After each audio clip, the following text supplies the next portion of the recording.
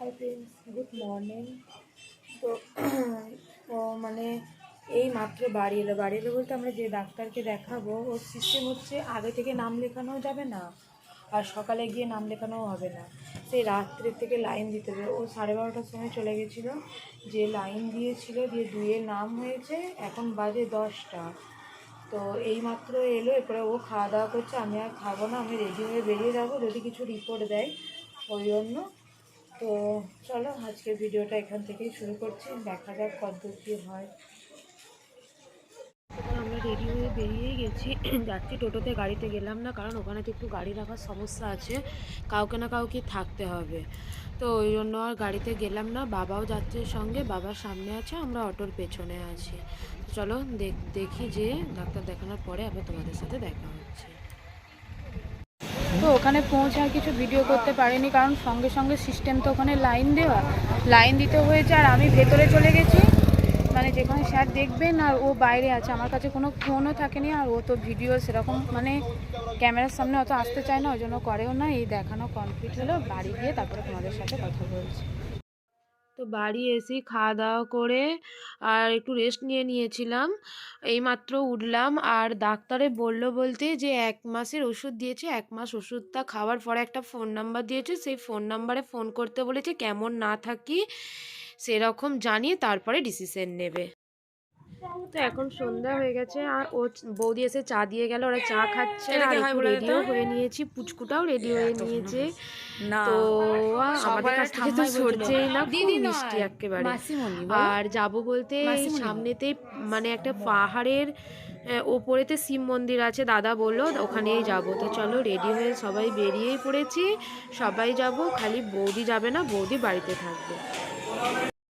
তো সামনে দাদা গাড়ি চালাচ্ছিল, আর বাবা ছিল, বাবার সামনে পুচকে দুটো ছিল, আর পেছনেতে যা হোক করে আগু পিছু করে আমি, মা, বনি আর ও 4জনে বসে গেছিলাম। তো চলো মন্দিরে গিয়ে আবার তোমাদের সাথে দেখা হচ্ছে।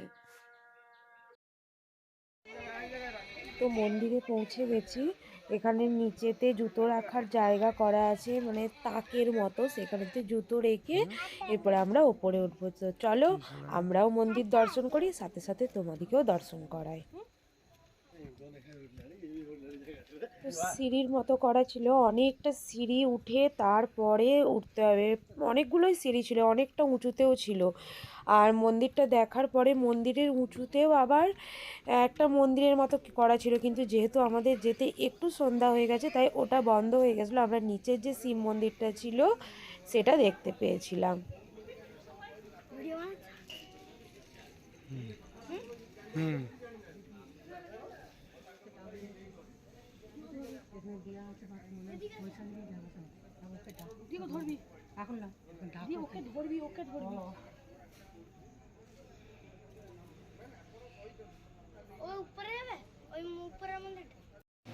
এই যে ভেতরে শিব মন্দিরটা, এখানে আমরা প্রণাম করলাম, কপালে তিলক কাটলাম, সাঞ্জল খেলাম, খেয়ে তারপরে বেরিয়ে এসেছি।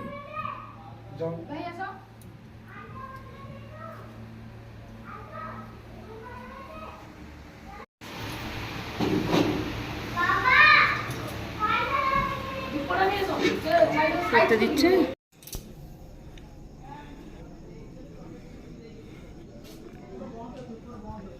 তো আর উপরে ওঠা গেল না যেহেতু বন্ধ। তো চলো এরপরে আমরা ঘুরে আর নিচে নেমে চলে যাব।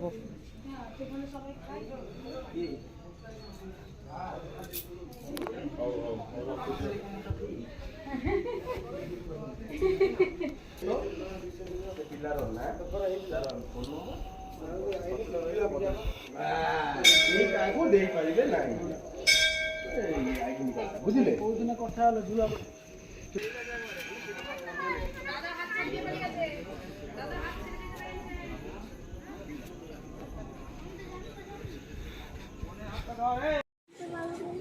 তো মন্দির থেকে বেরিয়ে আসার পর সবাই মিলে ঠিক করলাম একটু পাপড়ি চাট খাবো। মা খাবে না, তাই মা গাড়ি থেকে নামেও নি, মা গাড়িতেই বসে আছে, আর আমরা সবাই চলে এসেছি। আর ওই যে তিলকগুলো কপালে হলুদ কালারের কেটে দিয়েছিল না, ও কাকার কোলে উঠেছে, উঠে ওই তিলকটা মুছবে, ওই জন্য কোলে উঠে তিলকটা মুছতে শুরু করেছে। তো পাপড়ি চাট খেয়ে আমরা বাড়ির কাছে চলে এসেছি, এসে ওরা ওপরে চলে গেল, আর আমরা একটু ফুচকা আনতে এসেছি। ওই বাচ্চাগুলো ফুচকা খাবে বলছিল, তো ওর জন্য। আর আমি খাবো না, আমি অত ফুচকা খেতে ভালোবাসি না। আর ও আর বোনে খাবে, আর ওদের জন্য নিয়ে যাওয়া হবে। হুম।